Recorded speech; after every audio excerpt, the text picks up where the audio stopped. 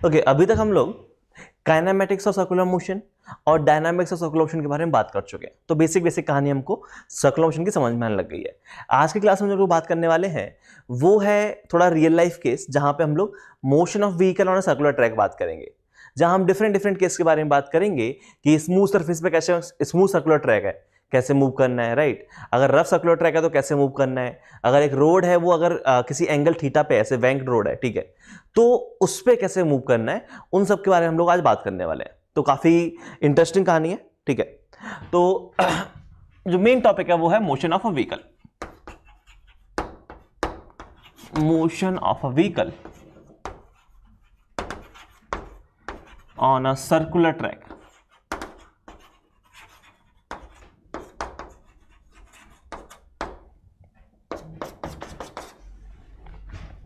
Okay, circular track पे कैसा motion हो रहा है उसके बारे में बात करेंगे। तो इसमें डिफरेंट केसेस, सबसे पहले जो मैं फर्स्ट केस है उसके बारे में बात कर लेता हूं। और फर्स्ट केस में हम लोग बात कर रहे हैं motion of a vehicle on a horizontal track. अगर एक हॉरिजॉन्टल ट्रैक होता तो वहां पे कैसा मोशन होगा हम उसके बारे में बात करेंगे, ठीक है। तो motion of vehicle on a horizontal circular track. Actually इस टॉपिक में हम बहुत सारे सब टॉपिक के बारे में बात करेंगे। जैसे एक सब टॉपिक ये है कि हॉरिजॉन्टल ट्रैक पे कैसा मोशन हो रहा है, हमें उसके बारे में बात करनी है, ठीक है। और ये जो ट्रैक है वो हमारा कैसा है, रफ ट्रैक है, ठीक है। फ्रिक्शन अवेलेबल है हमारे पास। तो एक हमारे पास ये है हॉरिजॉन्टल ट्रैक, कोई दिक्कत नहीं है। अब इस ट्रैक पे हमारा व्हीकल जो है वो मोशन कर रहा है। तो लेट्स सपोज जो मेरा व्हीकल है वो यहां पे होता, मैं इस पॉइंट पे स्टडी कर रहा हूं, ठीक है। ये मेरा व्हीकल है और ये इसका सेंटर है, इस पॉइंट के अबाउट ये ओमेगा से घूम रहा है। यहां आप ओमेगा ना बोलना चाहो तो आप ये बोल दो कि इस सर्कुलर ट्रैक में हमारा पार्टिकल जो है कुछ वेलोसिटी v0 से मूव कर रहा है, ठीक है। अब अगर मैं इस इंस्टेंट पे इस पार्टिकल का मोशन को ऑब्जर्व करूं तो पार्टिकल सर्कुलर ट्रैक में मूव कर रहा है। और अगर हमारा पार्टिकल सर्कुलर ट्रैक में मूव कर रहा है तो हमें यह पता है कि सेंटर की तरफ एक रेडियल फोर्स होना चाहिए, क्योंकि without that radial force particle can not move in a circular path. तो अगर सर्कुलर पाथ में मूव करना है तो एक फोर्स तो अंदर की तरफ होना चाहिए जो इसको सेंट्रीपिटल फोर्स प्रोवाइड करे।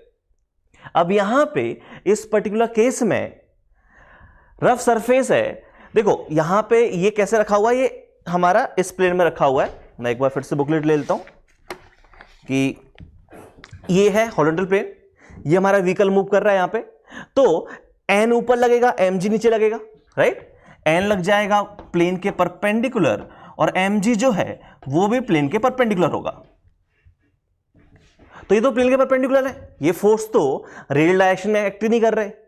तो अंदर की तरफ हमें रेडियल चाहिए, और कौन प्रोवाइड करेगा, वो सिर्फ और सिर्फ फ्रिक्शन है जो प्रोवाइड कर सकता है, राइट। तो अगर इस पार्टिकल को सर्कुलर ट्रैक में मूव करना है तो इसके पास अंदर की तरफ रेडियल फोर्स होना चाहिए जो कि फ्रिक्शन की वजह से आएगा। अगर फ्रिक्शन ने प्रोवाइड नहीं किया तो हमारा पार्टिकल सर्कुलर ट्रैक में मूव कर ही नहीं पाएगा। ये चीज समझ में आ रही है।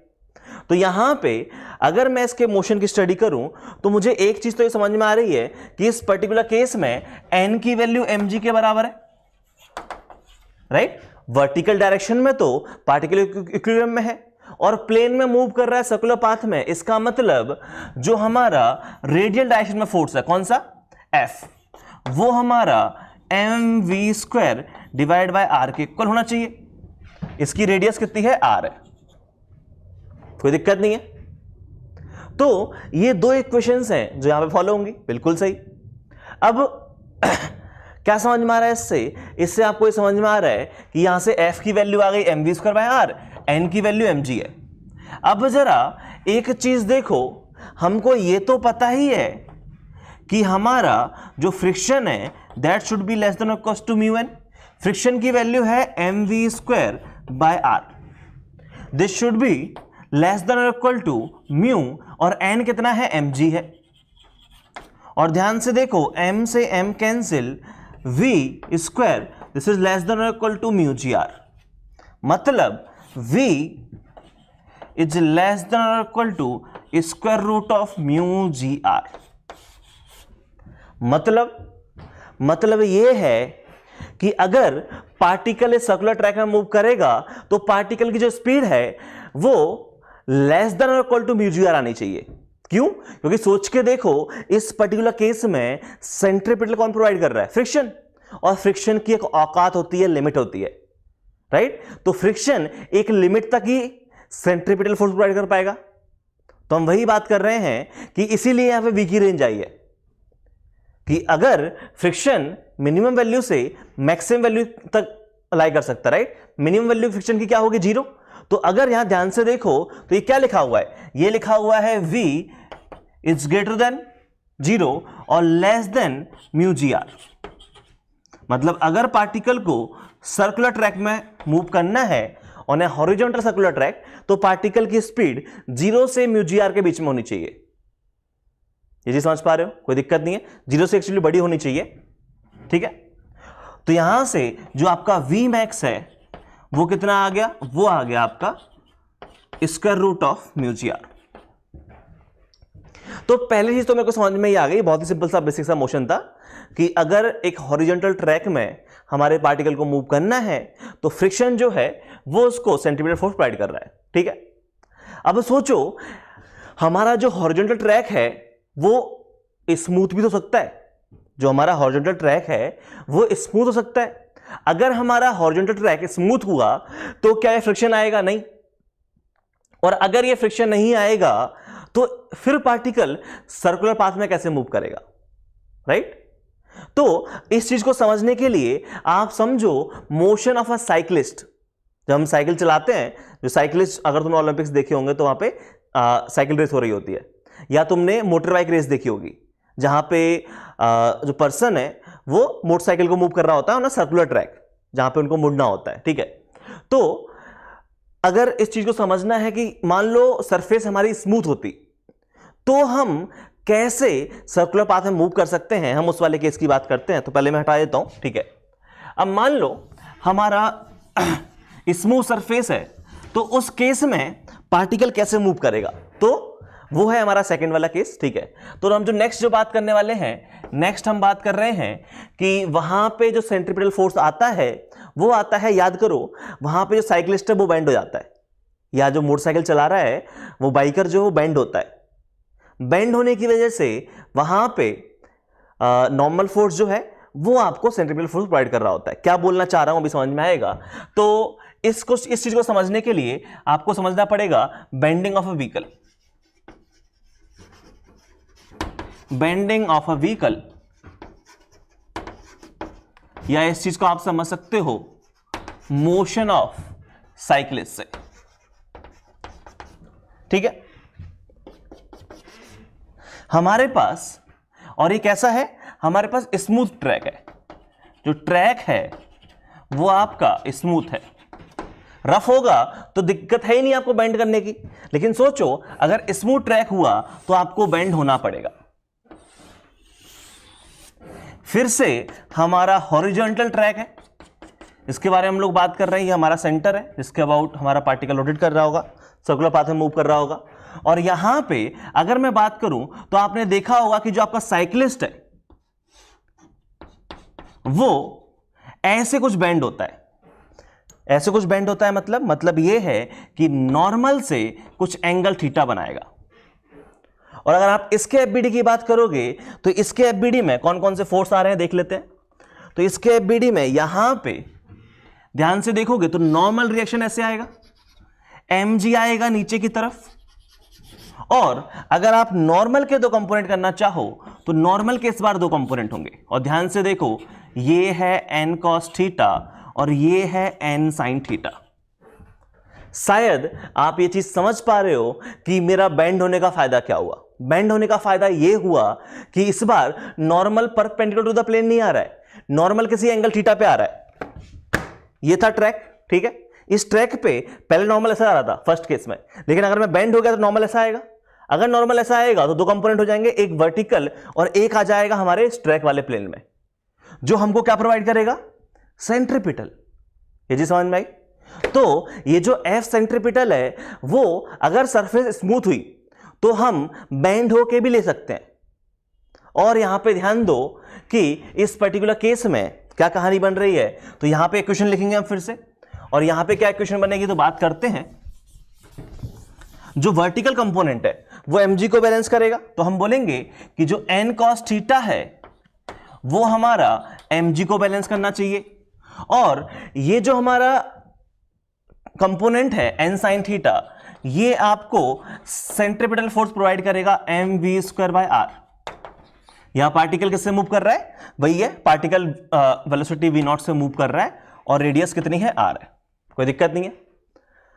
जरा इन दोनों इक्वेशंस को हम सॉल्व कर सकते हैं, दोनों को डिवाइड करो, डिवाइड करोगे तो ये बन जाएगा tan theta is equal to v²/rg। और ध्यान से देखो यहां v की वैल्यू आ गई square root of tan theta rg, मतलब पार्टिकल इस वेलोसिटी से मूव कर रहा होगा। और यहां पे इंपॉर्टेंट पॉइंट ये है, angle theta is self adjustable. मतलब ये है कि ये जो एंगल थीटा की वैल्यू है ये किसके हाथ में, ये तुम्हारे साइक्लिस्ट या साइक्लिस्ट के हाथ में। उसको कितना बेंड होना है उसकी इच्छा है ना, समझ रहे हो, उसको कितना बेंड होना है उसकी इच्छा है। तो यहां पे एक छोटी चीज और समझो कि एंगल थीटा सेल्फ एडजस्टेबल है, मतलब हम एंगल थीटा को चेंज कर पा रहे हैं। इसका मतलब यह है कि जरा सोच के देखो, अगर मैंने एंगल थीटा बढ़ा दिया तो क्या हमारा v0 बढ़ जाता है, बिल्कुल, या वाइस वर्सा सोच के देख लो कि अगर हमारा v0 ज्यादा है तो क्या एंगल थीटा ज्यादा आएगा, बिल्कुल सही। इसीलिए शायद तुमने अगर ट्रैक पे कभी ऑब्जर्व की हो, कोई वीडियो देखी होगी, तुमने देखा होगा कि अगर साइकिलिस्ट बहुत ज्यादा स्पीड से आता है तो उसे बेंड भी ज्यादा होना पड़ता है। सोच के देखो, जितनी ज्यादा स्पीड होगी इस फॉर्मूले के हिसाब से, जितनी ज्यादा स्पीड होगी उतना ज्यादा ये एंगल होना चाहिए, क्योंकि आर फिक्स है, जी फिक्स है। आर अभी हम लोग फिक्स मान रहे हैं, सर्कुलर ट्रैक में रेडियस फिक्स है, ठीक है। तो यहां पे क्या है, यहां पे ये है कि अगर हम v0 की बात कर रहे हैं कि अगर v0 ज्यादा है तो एंगल थीटा ज्यादा होगा, इसीलिए अगर उसकी स्पीड ज्यादा है तो वो ऑलमोस्ट दीवार से, ऑलमोस्ट ग्राउंड से चिपक जाता है, शायद देखा होगा। उसका रीजन वही है क्योंकि उसको सेंट्रीपिटल फोर्स चाहिए होता है सर्कुलर ट्रैक में मूव करने के लिए। कोई दिक्कत नहीं है इस रोड पे टर्न करने के लिए, सर्कुलर ट्रैक पे टर्न करने के लिए, कोई दिक्कत नहीं है। या फिर आप ऐसे समझ लो, और भी चीजें समझ सकते हो यहां पे कि कभी कभी वो स्लिप भी कर जाता है। तुम देखते हो कि वो बेंड हो रहा है लेकिन फिर भी वो स्लिप कर गया। क्यों स्लिप कर गया, उसका रीजन ये है क्योंकि यहां पे होगा क्या कि मान लो आपकी स्पीड इतनी ज्यादा है कि एंगल थीटा, आप टोटल बहुत ज्यादा बेंड हो गए, आप ऑलमोस्ट 85 डिग्री और 85 डिग्री तक बेंड हो गए यहां तक मान लो, ठीक है, ऐसा कुछ, ठीक है। आप बहुत ज्यादा बेंड हो गए हो, आप बहुत ज्यादा बेंड हो गए हो, लेकिन फिर भी ये इक्वेशन सेटिस्फाई नहीं हो रही है। ये चीज समझ पा रहे हो कि v0 इतना ज्यादा है कि एंगल थीटा बढ़ाने पे भी ये चीज सेटिस्फाई नहीं हो रही है। तो क्या होगा, LHS बहुत बड़ा है तो RHS को उसके बराबर होना पड़ेगा, तो एंगल थीटा बढ़ाने पे कुछ फायदा नहीं हो रहा है, तो रेडियस क्या होगी, अपने आप बढ़ जाएगी। और रेडियस अपने आप बढ़ जाएगी, इसका मतलब पार्टिकल स्लिप करते हुए बाहर भाग जाएगा। ज्यादा रेडियस करनी है तो स्लिप करते हुए बाहर भाग जाएगा, ठीक है। तो ये सब कहानी है। तो अभी तक मैंने दो कहानी समझ ली कि अगर हमारा ट्रैक पे फ्रिक्शन हुआ तो फ्रिक्शन हेल्प कर देगा, अगर फ्रिक्शन नहीं हुआ तो हम लोग बेंड होके हेल्प ले लेंगे। अब जरा एक चीज समझो कि यहां पे सर्कुलर ट्रैक पे ऐसा तो होता नहीं है रियल लाइफ में कि फ्रिक्शन नहीं होता। रियल लाइफ में और सर्कुलर ट्रैक पे फ्रिक्शन होता है, लेकिन यह चीज याद रखो कि फ्रिक्शन की एक लिमिट है, और प्लस फ्रिक्शन इतना रिलायबल फोर्स नहीं है।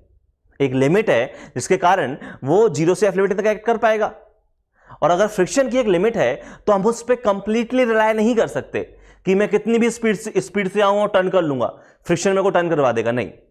तो इसलिए जब भी ये साइक्लिस्ट अगर टर्न करते हैं तो ये बेंड भी होते हैं, सो दैट फ्रिक्शन की कम से कम हेल्प लें, क्योंकि फ्रिक्शन की लिमिट है। फ्रिक्शन आपको ज्यादा हेल्प नहीं कर पाएगा, 0 से F तक की वैल्यू हो पाएगी। इसीलिए आपके लिए जरूरी है कि आप बेंड भी करो और फ्रिक्शन तो हेल्प कर ही रहा है, नो डाउट, ठीक है। तो वो दोनों चीजें होती है। तो अभी हम लोगों ने बात कर ली यहां पे बेंडिंग वाली, ठीक है। अब शायद तुमने, अगर तुम अब रेस की बात कर रहे हो तो रेस में तुमने ये भी देखा होगा कि जो रोड है वो बेंड होती है, या रियल लाइफ में कभी देखा होगा कि जब कभी सर्कुलर ट्रैक आता है तो रोड थोड़ी बेंड होती है। नहीं देखा हो तो ऑब्जर्व करना, ठीक है, कि सर्कुलर ट्रैक जो है वो भी हमारा किसी एंगल थीटा पे हो सकता है। जरूरी नहीं हमारा ये पर्सन ही बेंड करे। अगर ये पर्सन को बेंड नहीं करना तो गवर्नमेंट हो सकती है कि जो हमने ट्रैक बनाया है, जो रोड बनाई है, उसको हम ऑलरेडी बेंड कर दें। तो वो क्या कहानी है उसकी बात भी समझते हैं। तो जो नेक्स्ट है वो है बैंकिंग ऑफ अ ट्रैक, और ये भी काफी अच्छी कहानी है, ध्यान से सुनना, ठीक है।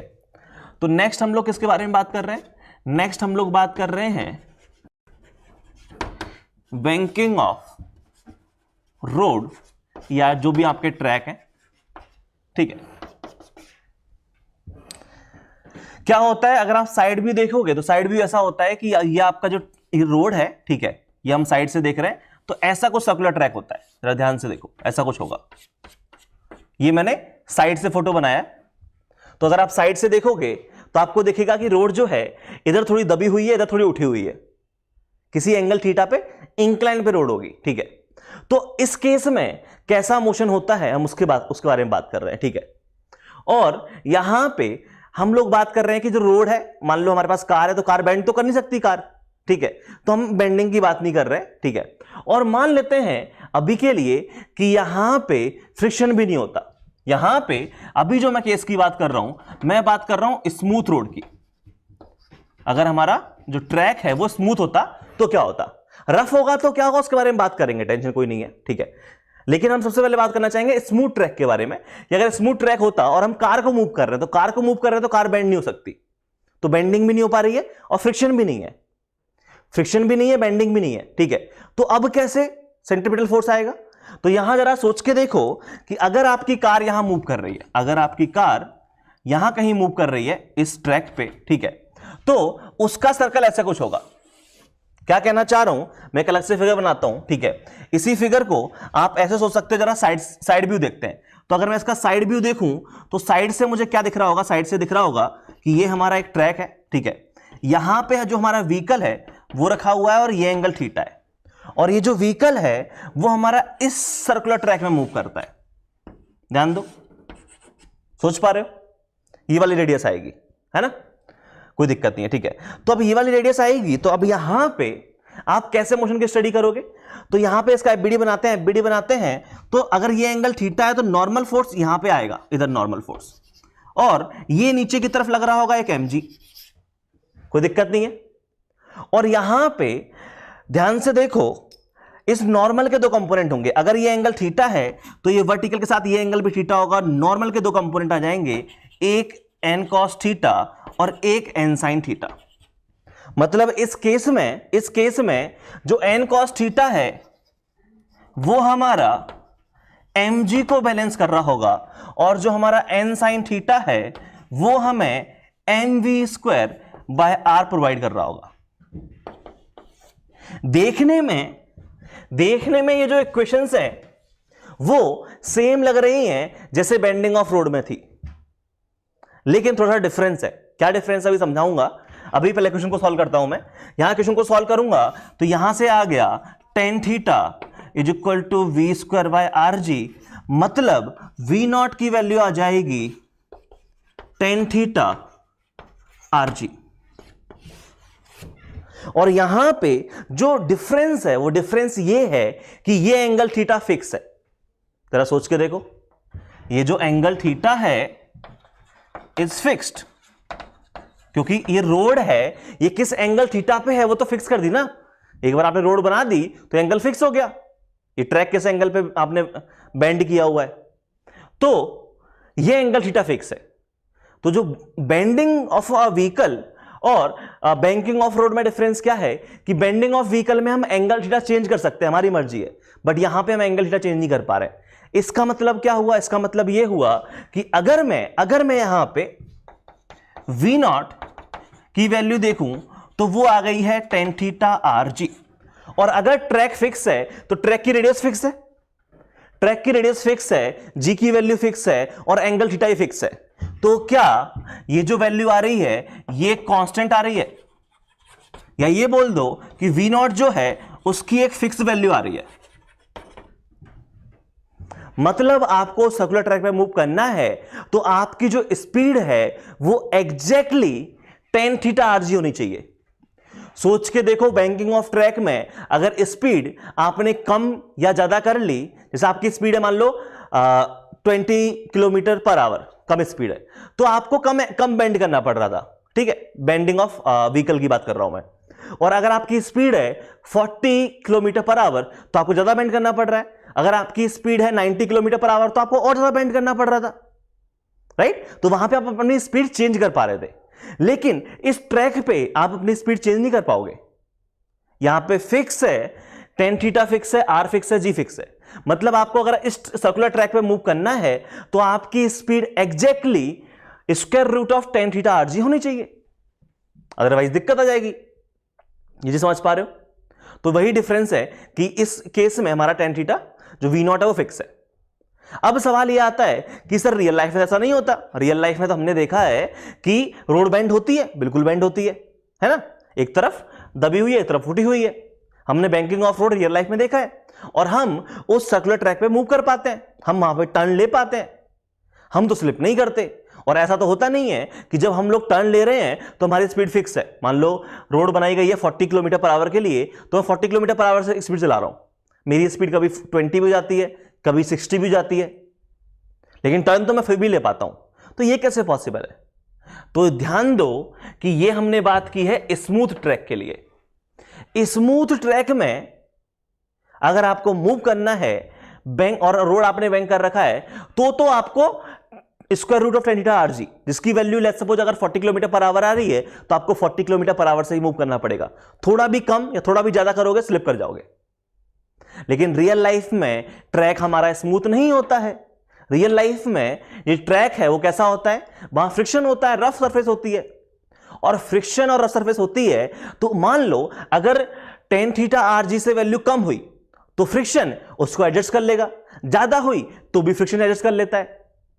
अब फ्रिक्शन कितनी वैल्यू एडजस्ट कर सकता है उसके बारे में हम लोग बात करने वाले हैं, क्योंकि ऐसा नहीं होता कि फ्रिक्शन की लिमिट नहीं है। कुछ फ्रिक्शन की एक लिमिट है, फ्रिक्शन एक लिमिट तक एडजस्ट कर सकता है। फ्रिक्शन एक लिमिट तक कम वैल्यू एडजस्ट कर लेगा, फ्रिक्शन एक लिमिट तक ज्यादा वैल्यू एडजस्ट कर लेगा, लेकिन एक लिमिट है फ्रिक्शन की। तो अब यहां पे हमें एक चीज समझ में आएगी कि सर्कुलर ट्रैक हो और अगर रफ सरफेस हो तो एक वेलोसिटी की रेंज आनी चाहिए।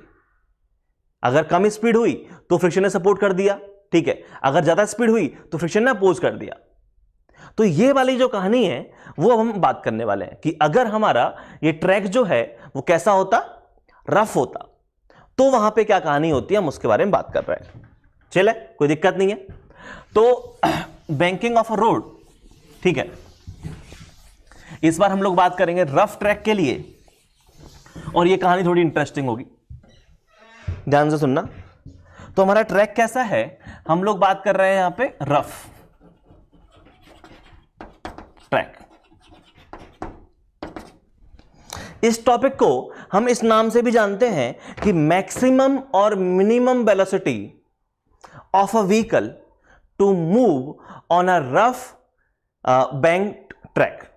एक रफ बैंक ट्रैक है, कुछ एंगल थीटा पे इंक्लाइन प्लेन है, उस पे आप कितनी मिनिमम स्पीड और कितनी मैक्सिमम स्पीड से मूव कर सकते हो उसकी रेंज निकालो। ये टॉपिक को उस नाम से भी जान सकते हो, ठीक है। तो हम यहां पे बात करेंगे किसके बारे में, हम यहां पे बात करेंगे वी मिनिमम, ठीक है, एंड वी मैक्सिमम के बारे में, कि मिनिमम स्पीड कितनी है और मैक्सिमम स्पीड कितनी है जिससे मैं इस रफ सर्कुलर ट्रैक पे मूव कर सकता हूं, ठीक है।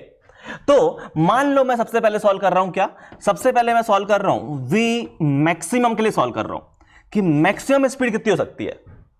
तो ये है हमारा वो सर्कुलर ट्रैक, ये है एंगल थीटा, ठीक है, ये है वो हमारा व्हीकल, और एफबीडी बनाएंगे तो ये आ जाएगा नॉर्मल फोर्स, ये आ जाएगा mg, ठीक है। अब यहां पे, और ये मेरा पार्टिकल किसमें मूव कर रहा है, इस वाले सर्कुलर पाथ में मूव कर रहा है, ये रेडियस r है। अब मेरे को ये बताओ कि यहां पे ये जो v की वैल्यू की रेंज आ रही है, v मिनिमम और v मैक्सिमम, वो किसकी बचा रही है, फ्रिक्शन की वजह से आ रही है, राइट। और जरा सोच के देखो कि अगर मुझे v की वैल्यू मैक्सिमम चाहिए तो फ्रिक्शन कहां लगना चाहिए, नीचे की तरफ कि ऊपर की तरफ। तो सोचने का तरीका यह है कि अगर आप मैक्सिमम स्पीड से मूव कर रहे हो तो फ्रिक्शन आपके मोशन को सपोर्ट कर रहा है। कैसे बोल रहा हूं मैं ये कहना चाह रहा हूं कि जरा ध्यान दो, हमें पता है कि सिग्मा एफ सेंट्रीपिटल क्या होता है, mv²/r होता है। अगर आपकी v की वैल्यू बड़ी है मतलब एफ सेंट्रीपिटल बढ़ना चाहिए, मतलब रेडियल डायरेक्शन में जो फोर्स आ रहा है वो बड़ा होना चाहिए, और रेडियल डायरेक्शन में जो फोर्स आ रहा है वो बड़ा होना चाहिए। तो उसके लिए मैं फ्रिक्शन को नीचे लगाऊं कि ऊपर लगाऊं, सोच के देखो, नीचे लगाऊं कि ऊपर लगाऊं। अगर मेरा फ्रिक्शन नीचे लगा तो मेरा एफ सेंट्रीपिटल ज्यादा आएगा, और अगर मेरा एफ सेंट्रीपिटल ज्यादा आया तो उसकी वजह से mv²/r की वैल्यू बढ़ जाएगी, तो v मेरा मैक्सिमम आएगा। सोच के देखा, ठीक है। नहीं सोच के देख पा रहे हो तो अभी सॉल्व करवाऊंगा, समझ में आ ही जाएगा। तो यहां पे सबसे पहले से कंपोनेंट कर लेते हैं। तो n के दो कंपोनेंट होंगे, ठीक है। ये एंगल थीटा है तो ये आ जाएगा n का कॉस थीटा, ये आ जाएगा n का साइन थीटा। सिमिलरली फ्रिक्शन के भी दो कंपोनेंट होंगे, ये एंगल थीटा है, ठीक है, तो ये एंगल थीटा है तो ये भी एंगल थीटा है। तो n के दो कंपोनेंट हो जाएंगे, एक इस तरफ आ जाएगा n का कॉस थीटा और एक इस तरफ आ जाएगा n का साइन थीटा। ध्यान से देखो, वर्टिकल डायरेक्शन में क्या बनेगा कि n cos थीटा, इसकी जो वैल्यू है वो है n sin theta plus mg। इस इक्वेशन को आप अच्छे से सिंप्लीफाई करके ले सकते हो। ये इक्वेशन क्या लिखी हुई है, ये लिखा हुआ है n cos theta minus sin theta, इसकी वैल्यू mg। तो n क्या आ जाएगा, n आ जाएगा mg divided bye cos theta minus sin theta, ठीक है। Equation number 1.1। आपने वर्टिकल डायरेक्शन में मोशन को एनालाइज कर लिया। अब मैं मोशन को एनालाइज कर रहा हूं किस डायरेक्शन में, अब मैं मोशन को एनालाइज करना चाह रहा हूं रेडियल डायरेक्शन में। तो रेडियल डायरेक्शन में एक तो है हमारा, अच्छा ये एक सेकंड, क्या लिखा है मैंने, कुछ तो भी लिख दिया है, ये एफ आएगा ना यार, ये एफ है, ये भी एफ है, ठीक है। तो करेक्शन कर लेते हैं।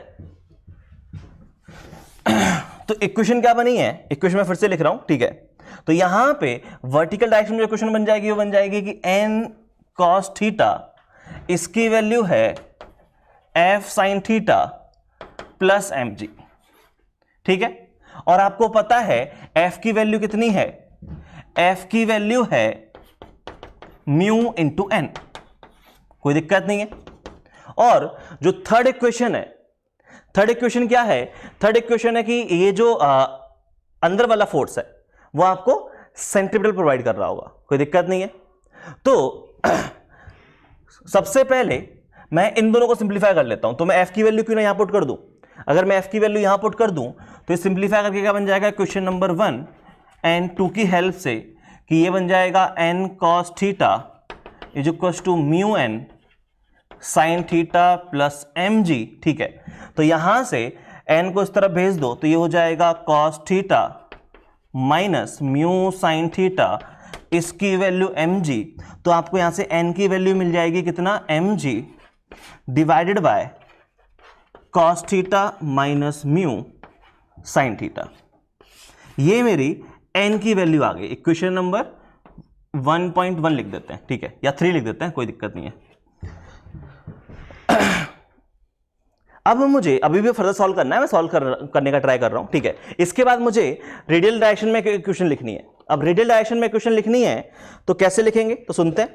रेडियल डायरेक्शन में जो इक्वेशन बनेगी वो मेरी क्या बनेगी, तो वो बननी चाहिए कि यहां पे sigma F r equal to mv²/r। Sigma F r क्या है, ये है n का साइन थीटा प्लस f का कॉस थीटा, इसकी वैल्यू mv²/r। कोई दिक्कत नहीं। यहां पे अगर आप देखना चाहो तो यहां से f की वैल्यू फिर से म्यू n पुट कर दोगे, तो f की वैल्यू म्यू n पुट करोगे तो ये हो जाएगा n sin theta, equation number 4 लिख देते हैं, ठीक है। इसको और सिंप्लीफाई कर रहा हूं, f की वैल्यू म्यू n पुट करके तो ये आ जाएगा n कॉमन ले लिया, sin theta plus mu cos theta, इसकी वैल्यू mv²/r, ठीक है। तो यहां से आपको n की जो वैल्यू है वो मिल गई mv²/r sin theta plus mu cos theta. Equation number 4.1, आपने वर्टिकल डायरेक्शन में एन की वैल्यू निकाली, आपने हॉरिजॉन्टल डायरेक्शन की जो इक्वेशंस हैं उनको सॉल्व करके एन की वैल्यू निकाली। अब मैं अगर इन दोनों को एन को इक्वेट कर दूं तो वहां से मुझे वी की वैल्यू मिल जाएगी, और ये वी क्या है, मेरा वी मैक्सिमम है, ठीक है। तो यहां पे इन दोनों एन को मैं क्या करता हूं, इक्वेट कर देता हूं, ठीक है। और इन दोनों एन को मैं इक्वेट करूंगा तो ये इस तरफ कितना बन जाएगा, इक्वेशन नंबर 3 और इक्वेशन नंबर 4.1, इनको इक्वेट कर देते हैं तो ये बन जाएगा mg divided by cos theta minus mu sine theta. इसकी जो वैल्यू है वो आ जाएगी m v max square divided by r sine theta plus mu cos theta. यहां से m कैंसिल हो गया, कोई दिक्कत नहीं है। और अगर मैं ढंग से देख पा रहा हूं तो यहां से जो वी मैक्स की वैल्यू है वो बन जाएगी, इनको इस तरफ भेज दो तो ये हो जाएगा sine theta plus mu cos theta into g r divided by cos theta minus mu sine theta. Cos theta minus mu sine theta इसकी पावर 1/2, ये मेरा वी मैक्स की वैल्यू आई है। और याद रखना ये जो रिजल्ट आया है ये हमें याद रखना है, ठीक है, क्योंकि बार बार इतना लंबा सॉल्व करने बैठोगे नहीं, आपको रिजल्ट याद होना चाहिए। तो ये रिजल्ट अभी भी याद करने की फॉर्म में नहीं है, क्यों ना मैं इसको फर्दर सिंप्लीफाई कर लूं। और फर्दर सिंप्लीफाई करने के लिए क्या करना है, बहुत सिंपल सी कहानी है कि क्या करो, आप यहां पे इसको डिवाइड कर दो कॉस थीटा से, न्यूमरेटर को कॉस थीटा से डिवाइड कर दो और डिनोमिनेटर को कॉस थीटा से डिवाइड कर दो। तो शायद देख पा रहे हो एक बहुत ही प्यारी सी इक्वेशन बन रही है जो कि मुझे समझ में आ रही है। ये बन जाएगा टेन थीटा, ये बन जाएगा plus mu into g r divided by ये बन जाएगा 1 माइनस म्यू टेन थीटा। और शायद इस रिजल्ट को आप ज्यादा बेटर तरीके से याद रख सकते हो। ये कुछ दिख नहीं रहा जैसे tan theta 1 plus tan theta 2 का रिजल्ट होता है, वैसे कुछ रिजल्ट है, right, ten of theta 1 plus theta 2, trigonometry में पढ़ा होगा। तो ये रिजल्ट हम लोग याद रख सकते हैं, कोई दिक्कत नहीं है। तो जो रिजल्ट है आपका बीमैक्स का वो आ जाएगा टेन थीटा प्लस म्यू जी r 1 minus mu tan theta, ये आपकी वीमैक्स की वैल्यू आएगी। इतनी मैक्सिमम वैल्यू हो सकती है अगर आप एक रफ और इंक्लाइन ट्रैक पे मूव कर रहे हो तो। सिमिलरली हम निकालेंगे वैल्यू ऑफ वी मिनिमम, और याद रखना वी मिनिमम के केस में क्या होगा, वी मिनिमम के केस में हमारा फ्रिक्शन ऊपर लगेगा so that f centripetal minimum आए, और अगर एफ सेंट्रीपिटल मिनिमम आएगा तो m we square by r के हिसाब से वी वी हमारा मिनिमम आएगा। सॉल्व करने का तरीका यही है, ठीक है। तो फटाफट आपको सॉल्व करना है, आपको सॉल्व करने के लिए टाइम में दे रहा हूं 2 मिनट, 2 मिनट में आप वी मिनिमम की वैल्यू निकालो, ठीक है। चलो फटाफट सॉल्व करो पहले।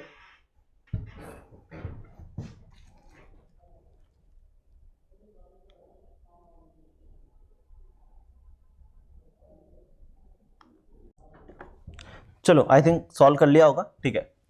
तो हम लोग अब बात करने वाले हैं किसके बारे में, वी मिनिमम के बारे में। क्या आया है, कैसे करना है, मैं आपको बता देता हूं। तो यहाँ पे सिंपल सी कहानी है कि ये जो ट्रैक है हमारा, ऐसा कुछ है हमारा हॉरिजॉन्टल ट्रैक, ये एंगल थीटा, ये है मास m, और ये इस रेडियस r में मूव कर रहा है, ठीक है। और यहाँ पे इसका एफबीडी बनाओगे तो यहाँ है हमारा नॉर्मल, यहाँ है हमारा mg, और इस बार जो फ्रिक्शन है वो किस तरफ लगेगा, इस तरफ लगेगा। अगर आप एंगल्स की बात करो तो ये एंगल कितना है, ये एंगल थीटा है, तो ये एंगल थीटा आ जाएगा। तो फ्रिक्शन के 2 कंपोनेंट आ जाएंगे, f cos थीटा और ये बन जाएगा f का साइन थीटा, ठीक है। सिमिलरली नॉर्मल के 2 कंपोनेंट होंगे, एक आ जाएगा ऊपर n का cos थीटा क्योंकि ये एंगल थीटा है, और एक आ जाएगा इस तरफ n का साइन थीटा। वही 2 कंडीशन लगेंगी कि वर्टिकल डायरेक्शन में इक्विलिब्रियम और रेडियल डायरेक्शन में सेंट्रीपिटल। तो रेडियल डायरेक्शन की अगर मैं बात करूं तो रेडियल डायरेक्शन और वर्टिकल डायरेक्शन, ठीक है। तो रेडियल डायरेक्शन में क्या आ जाएगा, रेडियल डायरेक्शन में चलो पहले वर्टिकल की बात कर लेते हैं। तो वर्टिकल में है n cos theta plus f sin theta, इसकी वैल्यू mg के बराबर। और सिंस फ्रिक्शन की वैल्यू म्यू इंटू एन होती है तो फ्रिक्शन की वैल्यू म्यू इंटू एन है, तो यहां से आ जाएगा N of cos theta plus mu sine theta, इसकी वैल्यू mg। ठीक है, तो यहां से आपको n की वैल्यू कितनी मिल जाएगी, n की वैल्यू मिल जाएगी mg divide by cos theta plus mu sine theta, equation number 1.1। उसके बाद अगर मैं बात करूं रेडियल डायरेक्शन में, तो रेडियल डायरेक्शन में क्या आ जाएगा, sigma F R is equal to M we square by are.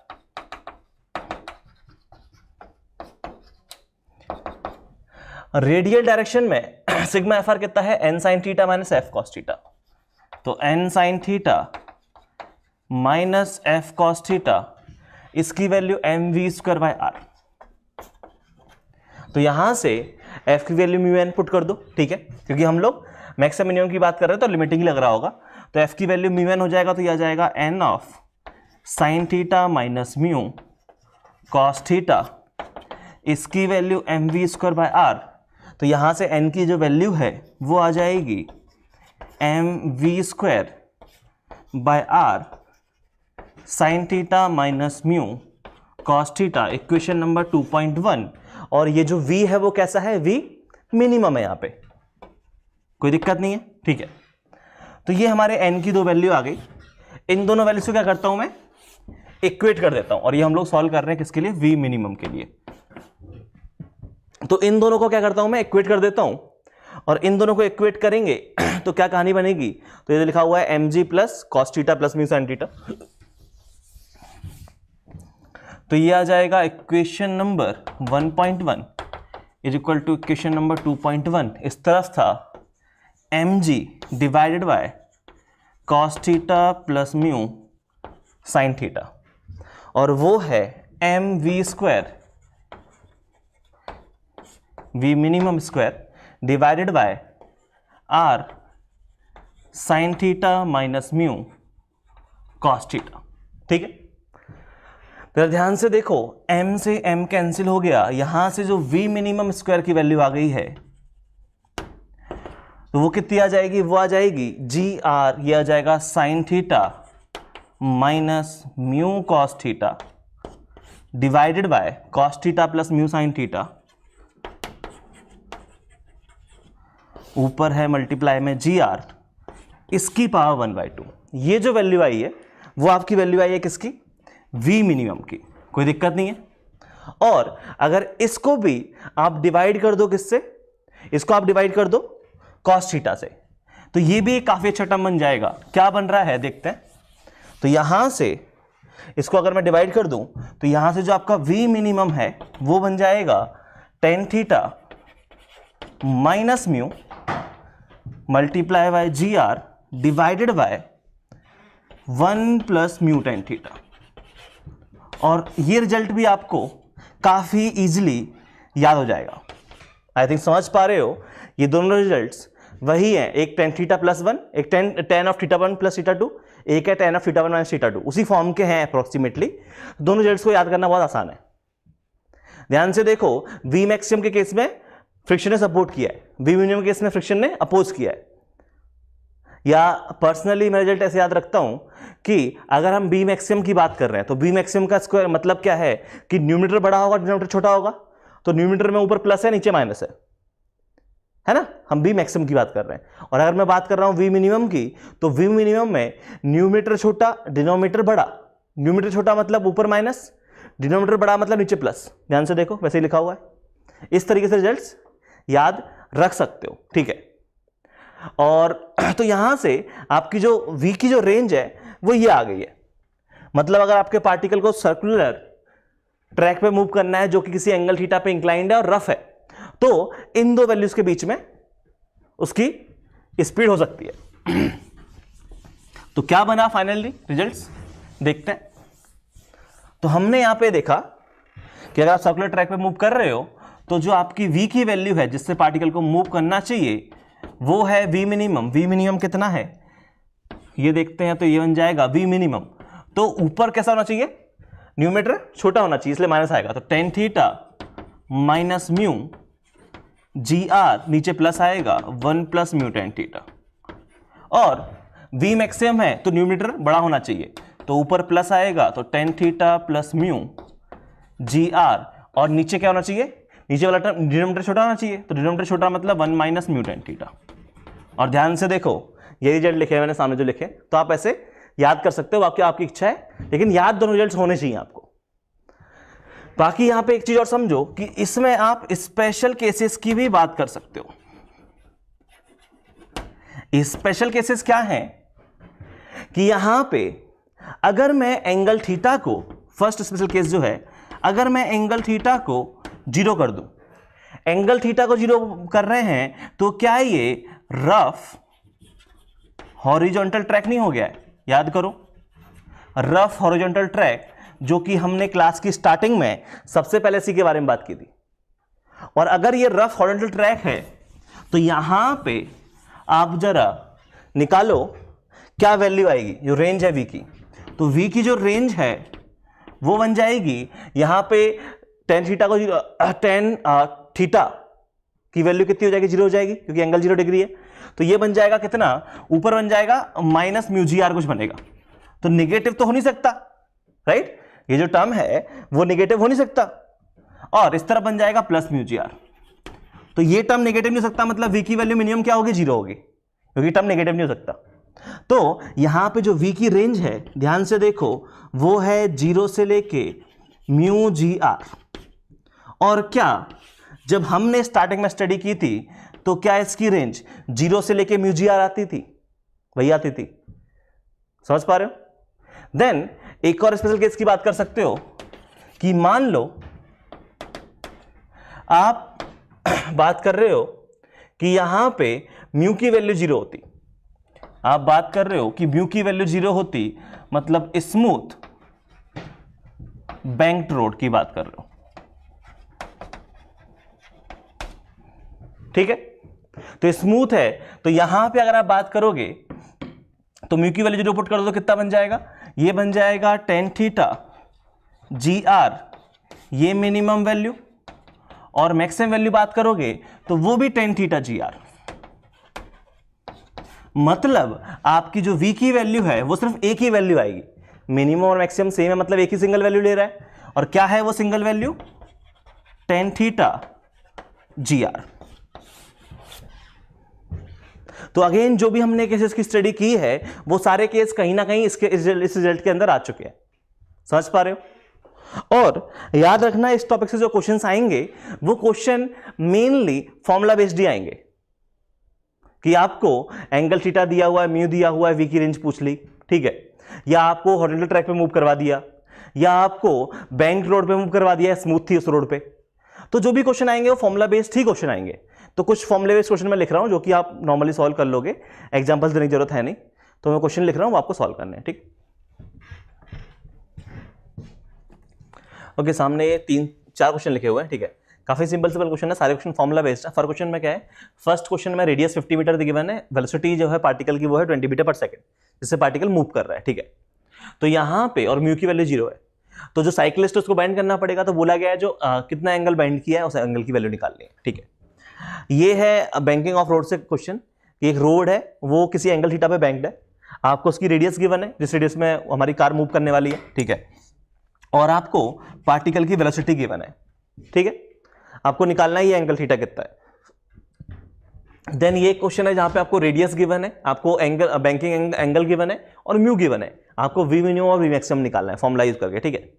Then तो जो लास्ट क्वेश्चन है, यहां पे रेडियस कितनी है, 80 मीटर है, और हमने इसको रोड को बैंक किया कितनी स्पीड के लिए, 20 मीटर पर सेकंड के लिए, ठीक है। तो इस पर्टिकुलर केस में हमारा फ्रिक्शन कितना है, 0 है, अभी हम स्मूथ सरफेस के लिए बात कर रहे हैं, ठीक है। तो हम बताना है एंगल ऑफ बैंकिंग कितना है। फिर लास्ट क्वेश्चन बोला है फाइंड मैक्सिमम अलाउड स्पीड, आपको यहां पे म्यू की वैल्यू गिवन है if mu is equal to 1/3, ठीक है। अगर म्यू की वैल्यू 1/3 होती तो मैक्सिमम स्पीड कितनी अलाउ होगी, क्योंकि स्मूथ सरफेस में तो फिक्स वैल्यू आती है, वो तो 20 मीटर पर सेकंड आ गई। अब अगर म्यू भी है हमारे पास, फ्रिक्शन भी होता तो कुछ रेंज आएगी, तो उस रेंज में मैक्सिमम कितना है वी मैक्स, उसके बारे में बात करनी है। 4 क्वेश्चन है, सॉल्व करने के लिए टाइम मिलेगा आपको 5 से 10 मिनट, फटाफट सॉल्व करो।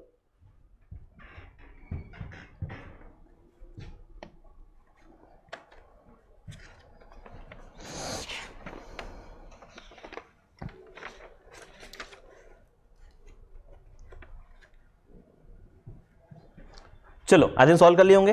काफी सिंपल क्वेश्चन है। फर्स्ट क्वेश्चन में अगर मैं यहां पे बात करूं, ठीक है, तो यहां पे ये n है, n के दो कंपोनेंट है, ठीक है, ये आ जाएगा n cos थीटा और ये आ जाएगा n sin थीटा। आप चाहो तो आपको ऐसे फॉर्मूले याद होंगे, तो फॉर्मूले के हिसाब से v नॉट कितना आता है, v नॉट आता है, म्यू यहां पे बिल्कुल नहीं है, तो म्यू नॉट कितना आ जाएगा, tan थीटा जी आर, यही आता है म्यू नॉट। वैल्यू छापते हैं, v की वैल्यू कितनी गिवन है 20, square root of tan theta नहीं पता, g है 10 और r कितना है, r है हमारा 50। बोथ साइड स्क्वायर कर देते हैं तो ये कितना हो जाएगा, ये हो जाएगा 400, इसकी वैल्यू 500 इंटू tan थीटा। तो यहां से जो tan थीटा आ गया वो कितना आ गया, 4/5। मतलब जो आपका एंगल थीटा है वो एंगल थीटा की वैल्यू कितनी हो गई, एंगल थीटा की वैल्यू हो गई tan इनवर्स 4/5। इतना एंगल पे आपको बेंड होना पड़ेगा। समझ में आया, कोई दिक्कत नहीं है।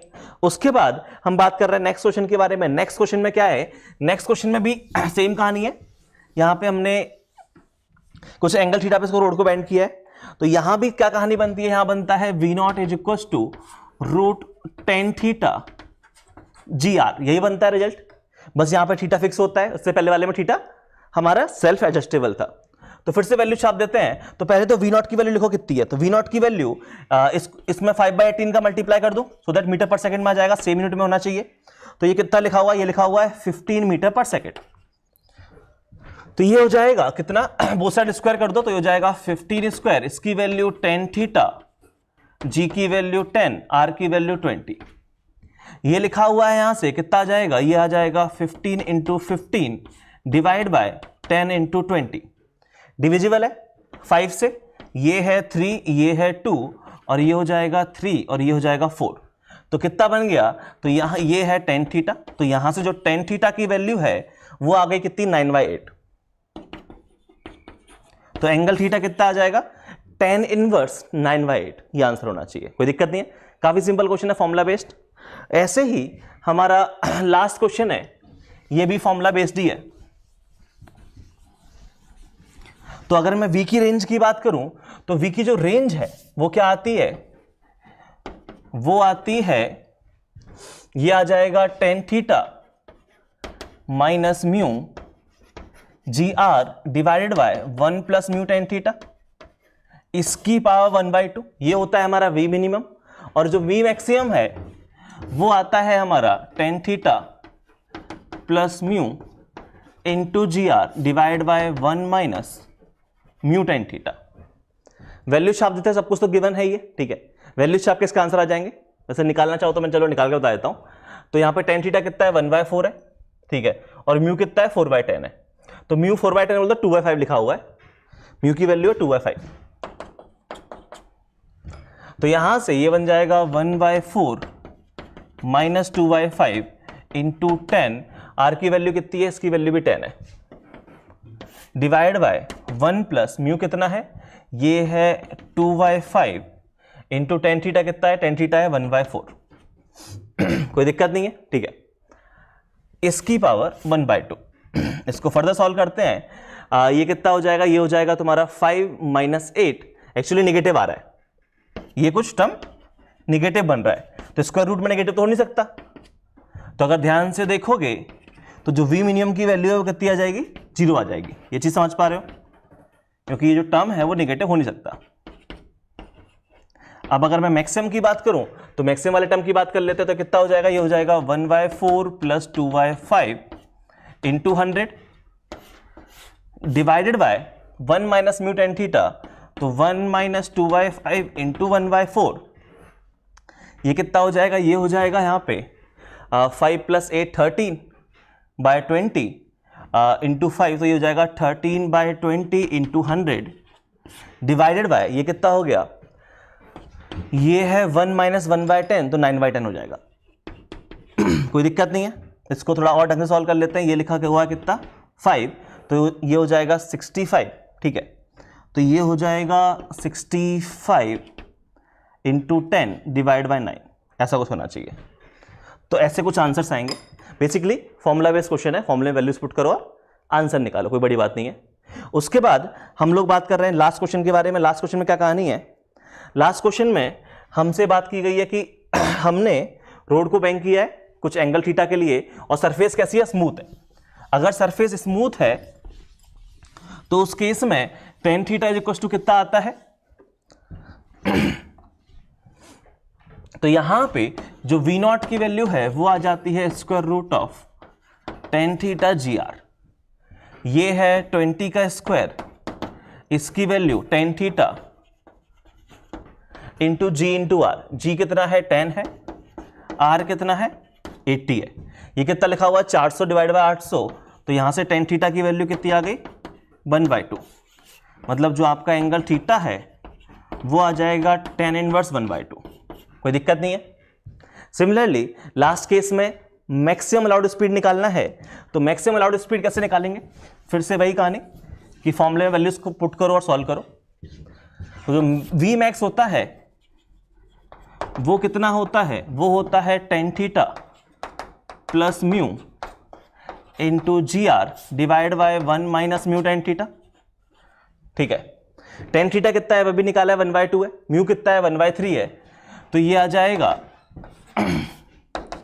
1/2 प्लस 1/3 इंटू जी की वैल्यू 10 है, आर कितना था, आर क्वेश्चन में हमें दिया हुआ 80, तो जी इंटू आर हो जाएगा 800 divide by 1 minus mu tan theta. Solve कर लेते हैं।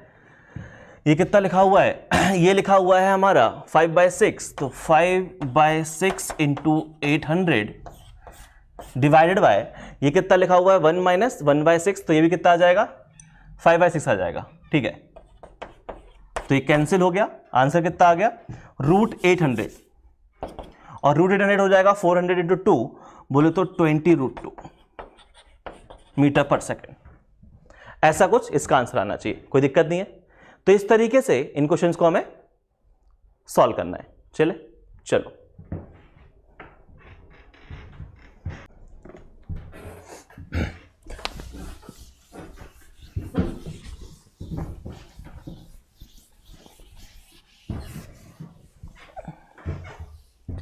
इसके बाद हम लोग एक बहुत ही सिंपल सा और बेसिक टॉपिक है उसके बारे में बात करने वाले हैं। ठीक है, कि अर्थ अपनी एक्सिस पे रिवॉल्व कर रही है।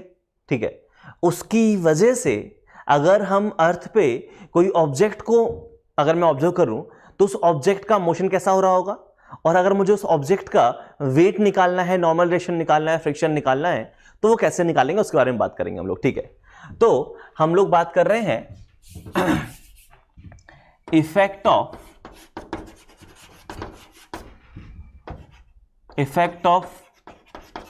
अर्थ्स रोटेशन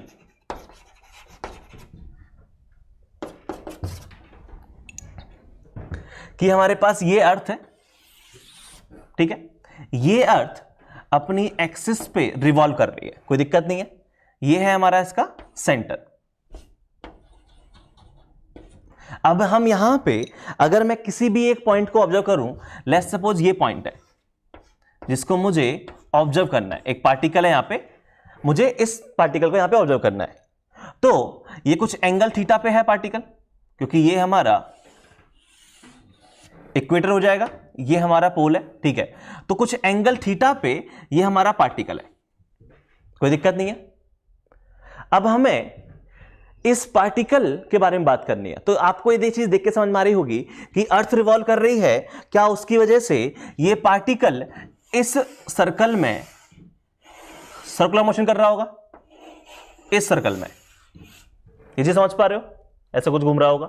और यहां पे अगर मैं रेडियस की बात करूं तो ये इसकी रेडियस होगी स्मॉल आर, और स्मॉल आर की जो वैल्यू है वो क्या है, अगर ये कैपिटल रेडियस आर है, ठीक है, अर्थ की रेडियस अगर आर है तो इस सर्कल की रेडियस क्या होगी जिसमें पार्टिकल मूव कर रहा है, वो होगी आर का कॉस थीटा। सोच पा रहे हो, कोई दिक्कत नहीं है। ठीक है, तो हमें समझ में आ रहा है कि ये जो पार्टिकल है वो एक सर्कुलर पाथ में मूव कर रहा होगा, इसकी रेडियस क्या है, आर का कॉस थीटा। अब अगर मैं यहां पे इस पार्टिकल के ऑब्जर्व करूं पार्टिकल को, कि ये बताओ ये पार्टिकल का वेट कितना होगा, इफेक्टिव वेट कितना होगा। इस बार वेट mg नहीं आएगा, पार्टिकल रोटेट कर रहा है, ठीक है, तो उसकी वजह से इसका वेट चेंज हो जाएगा। इसको इस टॉपिक का नाम ही यही है, effect of earth rotation on weight of particle, उसका वेट कैसे चेंज हो रहा है उसके बारे में बात कर रहे हैं, जिसको हम अपरेंट वेट बोलते हैं। ठीक है, एक्चुअल वेट तो mg हो गया, अपरेंट वेट क्या है कि किसी पर्टिकुलर पॉइंट पे आप ऑब्जर्व कर रहे हो, उस पार्टिकल का जो वेट आ रहा है उसको आप अपरेंट वेट बोलते हो। तो अपरेंट वेट निकालना है तो अपरेंट वेट क्या होगा कि यहां पे ये जो पार्टिकल है और ग्राउंड है, इसके बीच में जो नॉर्मल रिएक्शन है वही तो आपका वेट होगा। तो आप यहां पे क्या कर रहे हो, आप यहां पे नॉर्मल रिएक्शन की वैल्यू निकालना चाहते हो। अब कैसे सॉल्व करना है, तो एक तो तरीका है कि आप इसको ग्राउंड फ्रेम में सॉल्व कर लो, या सबसे बेस्ट तरीका है क्यों ना मैं अर्थ पे ही बैठ के इसके मोशन को ऑब्जर्व करूं। और अगर मैं अर्थ पे ही बैठ के इसके मोशन को ऑब्जर्व करूंगा तो इसके एफबीडी में एक बाहर की तरफ आएगा सेंट्रीफ्यूगल फोर्स, बाहर की तरफ आएगा एक centrifugal force m omega square small r, ये चीज समझ पा रहे हो। और इसकी एफबीडी में ध्यान से देखो, एक आएगा हमारा mg इस तरफ, अलग कलर यूज कर लूं मैं, ठीक है। तो एक आएगा इसका mg, सेंटर की तरफ आएगा mg, ठीक है। और आएगा नॉर्मल रिएक्शन, ये ऐसे कुछ, कोई दिक्कत नहीं है। और अब यहां पे आपको जो भी करना है पार्टिकल के मोशन की स्टडी, तो आपको पता है कि अगर आप इसके रिस्पेक्ट में बात कर रहे हो तो ये पार्टिकल किस पे, रेस्ट पे। ये जो आपका पार्टिकल है वो आपको कैसे दिखाई देगा, वो आपको दिखाई देगा रेस्ट पे। मतलब इस पे जो नेट फोर्सेस का समेशन है वो कैसा होना चाहिए, 0 होना चाहिए। ये चीज सोच पा रहे हो, ठीक है। तो अब यहां पे अगर ये एंगल थीटा है तो फिर ये वाला एंगल भी कितना हो जाएगा, थीटा हो जाएगा, कोई दिक्कत नहीं है। मतलब इस m ओमेगा स्क्वायर r के दो कंपोनेंट होंगे, ये हो जाएगा m ओमेगा स्क्वायर r का cos थीटा और ये आ जाएगा m ओमेगा स्क्वायर r का sin थीटा। और शायद आप ये चीज देख के समझ पा रहे हो कि यहां पे mg की जो वैल्यू है वो normal reaction plus m omega square small r cos theta के बराबर है। मतलब जो नॉर्मल की वैल्यू है वो है mg minus m omega square r cos theta. ध्यान से देखो, ये जो वैल्यू है वो mg से कम हो गई है। और शायद तुमने बचपन में पढ़ा होगा क्लास 9-10th में ग्रेविटेशनल चैप्टर में कि जो वेट है वो वेट मैक्सिमम कहां आता है, पोल पे आता है, ठीक है। इक्वेटर पे कम आता है। इक्वेटर पे कम क्यों आता है, क्योंकि ध्यान से देखो ये एक नेगेटिव टर्म आ रहा है m omega square r, equator पे ये एंगल थीटा कितना है, 0 डिग्री है, मतलब cos थीटा मैक्सिमम हो गया, तो ये वाला जो टर्म है वो मैक्सिमम बन जाएगा। तो एक्चुअली जैसे जैसे पोल से इक्वेटर की तरफ आ रहे हैं तो इसका वेट क्या हो रहा है, कम होता जा रहा है। समझ पा रहे होगे, ठीक है। तो ये हमारी नॉर्मल की वैल्यू है। अच्छा, यहां पे स्मॉल r की वैल्यू पुट कर दूं। स्मॉल r की वैल्यू यहां पे क्या है, स्मॉल r की वैल्यू है कैपिटल R का cos थीटा, तो इसकी वैल्यू पुट कर देते हैं। तो यहां से नॉर्मल जो बन जाएगा वो बन जाएगा mg minus m omega square r cos square theta. ये है आपका नॉर्मल रिएक्शन, जिसको आप चाहो तो क्या बोल सकते हो, अपरेंट वेट भी बोल सकते हो। तो यही है वो आपका अपरेंट वेट।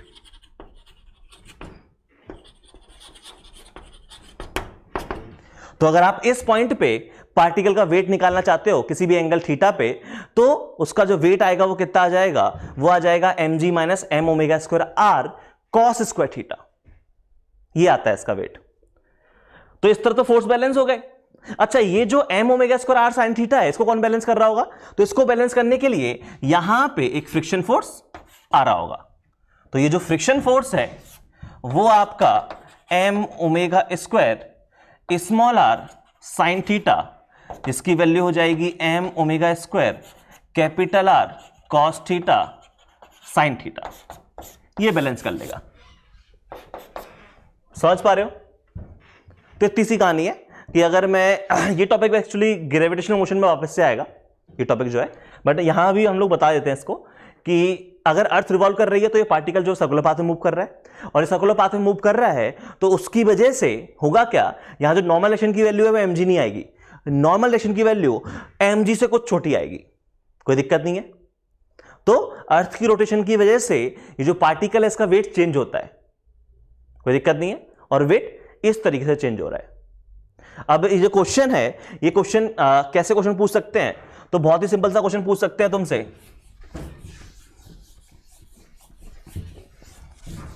कि जैसे कि मान लो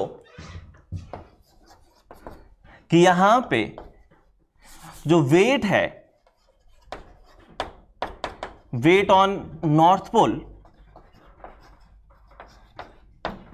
ये तुम्हें दिया हुआ है 98 न्यूटन।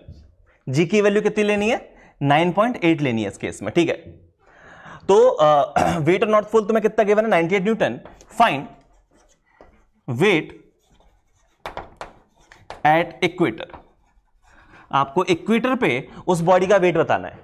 तो यहां पे 98 न्यूटन है, बोला गया है इस पॉइंट पे वेट क्या होगा। और क्वेश्चन में गिवन है कि जो रेडियस ऑफ अर्थ है वो कितनी होती है, सबको पता होना चाहिए, 6400 किलोमीटर होता है, ठीक है। जी की वैल्यू आपको लेनी है 9.8। अब यहां पे आपको निकालना है कि वेट ऑन नॉर्थ पोल कितना होगा। तो पहले चीज समझो कि अगर मैं बात करूं वेट ऑन नॉर्थ पोल, अगर मुझे लिखना है तो वो हो जाएगा mg minus m omega square r cos square theta. यही आया था अभी कुछ टाइम पहले, ठीक है।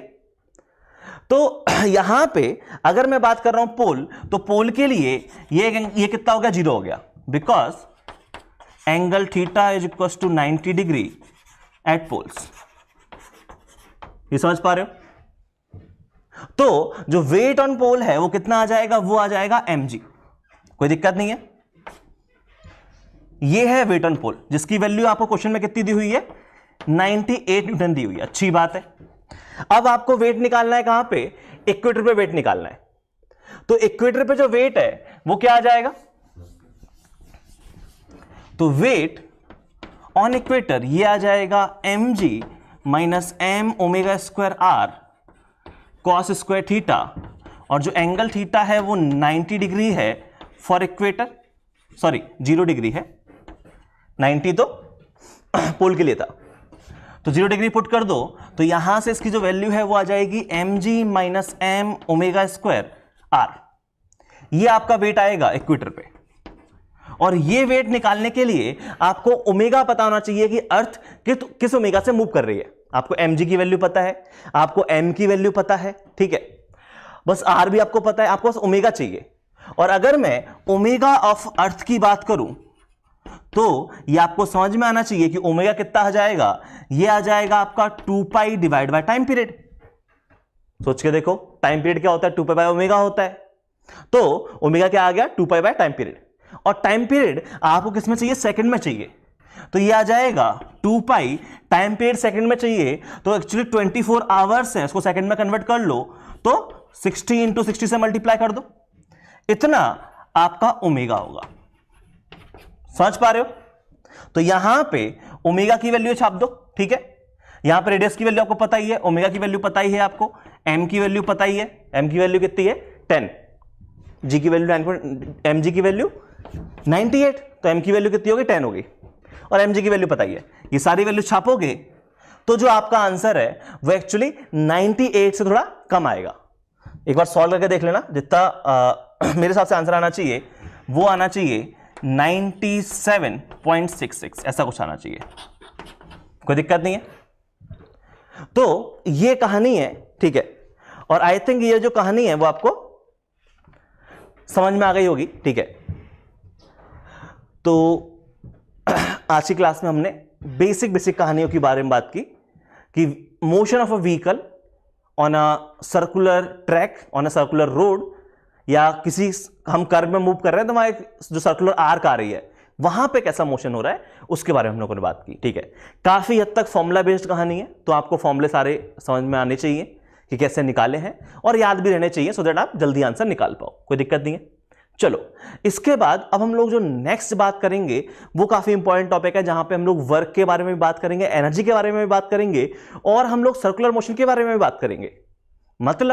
मतलब नेक्स्ट टॉपिक जो होगा वो होगा हमारा वर्टिकल सर्कुलर मोशन, ठीक है, जो कि काफी इंपॉर्टेंट टॉपिक होगा। तो जहां पे सर्कुलर मोशन के कॉन्सेप्ट यूज होने चाहिए और जहां पे वर्क और एनर्जी के भी कॉन्सेप्ट यूज होने चाहिए, ठीक है। तो इंटरेस्टिंग क्वेश्चन बनते हैं और ज्यादातर क्वेश्चंस वहीं से आते हैं जो जिनमें सॉल्व करने में मजा आता है। तो चलो, आज की कहानी समाप्त करते हैं, मिलते हैं अपन नेक्स्ट क्लास में।